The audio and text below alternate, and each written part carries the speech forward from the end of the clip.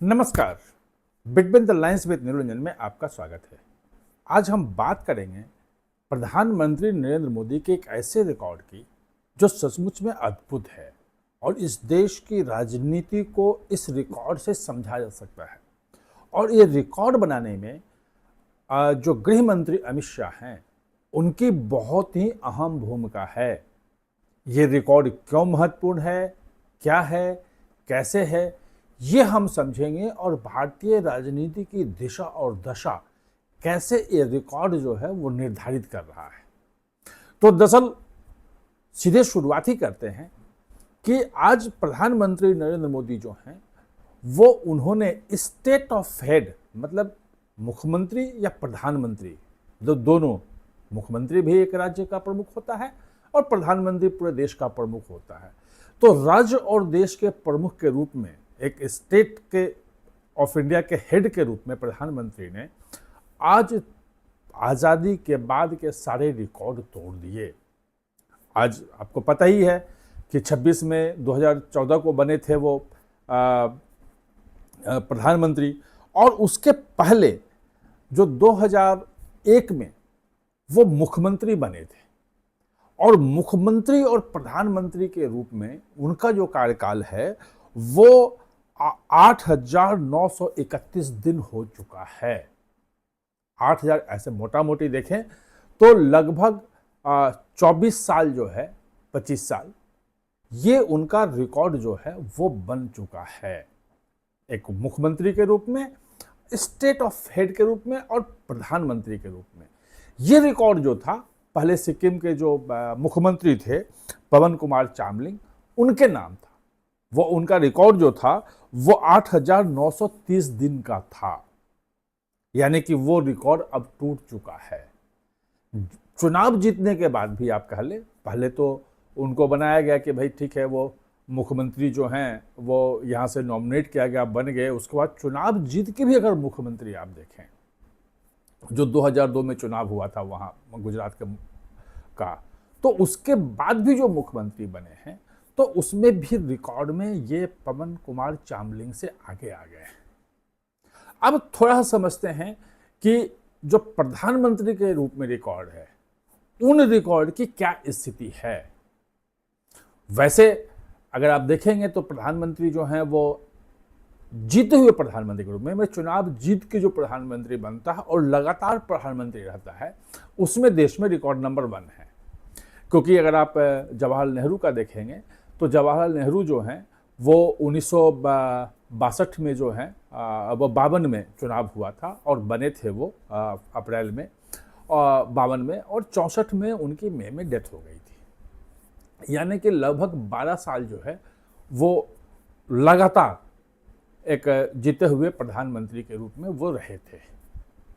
अब वैसे वो 15 अगस्त 1947 को बन गए थे, तो यानी कि 5 साल उनका और है, 17 साल का उनका लगभग कार्यकाल बनता है। 16 साल 286 दिन, यानी लगभग 17 साल का वो उसमें अभी समय है। यानी कि अब 3 साल अगर वो जोड़ लें इसको तो भी 29 में 15 साल होगा। उसके बाद भी 2 साल अगर वो रहते हैं प्रधानमंत्री मोदी, तब वो रिकॉर्ड तोड़ पाएंगे टोटल टेन्योर वाला। इंदिरा गांधी भी 66 में बनी थी और लगातार जो प्रधानमंत्री रही वो 77 तक रही। 11 साल का वो रिकॉर्ड पहले टूट चुका है। बाद में वो 1980 में बनी और 84 में जब उनकी आतंकवादियों ने हत्या की तो तब तक लगभग वो 5 साल का 4 साल का उनका कार्यकाल और है।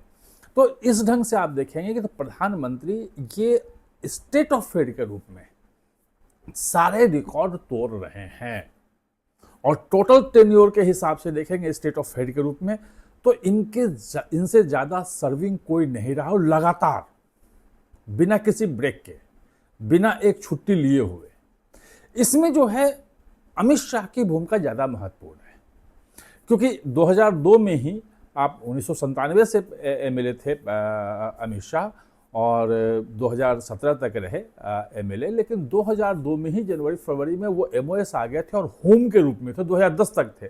10 में उनकी गिरफ्तारी जब हुई थी तब उनको जो है वो वहाँ से हटाया गया। और उसके बाद आप कह सकते हैं कि 2002 का चुनाव हो, चाहे 2007 का गुजरात का चुनाव हो, या 2012 का गुजरात का चुनाव हो, सब में अमित शाह की रणनीति जो महत्वपूर्ण थी, और सबसे महत्वपूर्ण है 2014 का चुनाव, जिसमें उत्तर प्रदेश की कमान पहली बार संभाली और भाजपा को 71 और एनडीए को 73 सीटें दिलवाई 80 में। अगर उन्हीं सीटों की बदौलत जो पूर्ण बहुमत की सरकार 1984 के बाद पहली बार प्रधानमंत्री मोदी की बनी थी, उसमें अमित शाह का वो उत्तर प्रदेश का जो करिश्माई जो रिजल्ट है, उसकी बहुत बहुत महत्वपूर्ण भूमिका थी। और 5 साल के बाद अब 14 में जब वो भाजपा के राष्ट्रीय अध्यक्ष बने, तो राष्ट्रीय अध्यक्ष के रूप में जो 2019 का इलेक्शन हुआ, उसमें भाजपा को 2014 से भी ज़्यादा, यानी कि 303 सीटें दिलवा दी। यानी कि प्रधानमंत्री का दूसरा कार्यकाल मोदी का जो है, उसमें भी अमित शाह की बहुत भूमिका थी। और उसके बाद आप देखते हैं कि तमाम राज्यों के जितने भी चुनाव हो रहे हैं, वो खुद अमित शाह ही देते हैं। प्रधानमंत्री का नेतृत्व है, लेकिन सीधे तौर पे अमित शाह क्रूशियल इलेक्शन देखते हैं। अभी भी जो चल रहा है बंगाल में, आसाम का तो सीधे से नहीं देख रहे हैं, हेमंत बिस्वा शर्मा देख रहे हैं, लेकिन पश्चिम बंगाल का इलेक्शन खुद देख रहे हैं, तमिलनाडु का खुद देख रहे हैं, इसके पहले दिल्ली का देख रहे थे, हरियाणा का खुद देखा उन्होंने, महाराष्ट्र का देखा, मध्य प्रदेश, छत्तीसगढ़, यानी कि आप स्टेट गिनाते जाइए।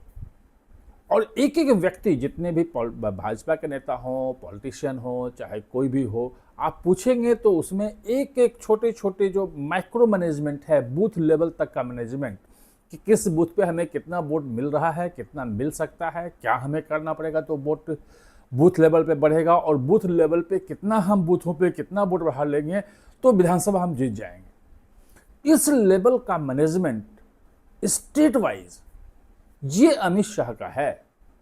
और जो मोदी की जो ये पूरा का पूरा रिकॉर्ड बना है, आज उन्होंने जो कंप्लीट कर दिया है 8,931 दिन का स्टेट ऑफ हेड के रूप में, तो इस रिकॉर्ड में निश्चित रूप से अमित शाह की बहुत महत्वपूर्ण भूमिका रही है। आप हमारे साथ जुड़े, इसके लिए बहुत बहुत धन्यवाद। और अगर आपको वीडियो पसंद आए तो लाइक कीजिएगा, सब्सक्राइब कीजिएगा और दोस्तों को फॉरवर्ड भी कीजिएगा।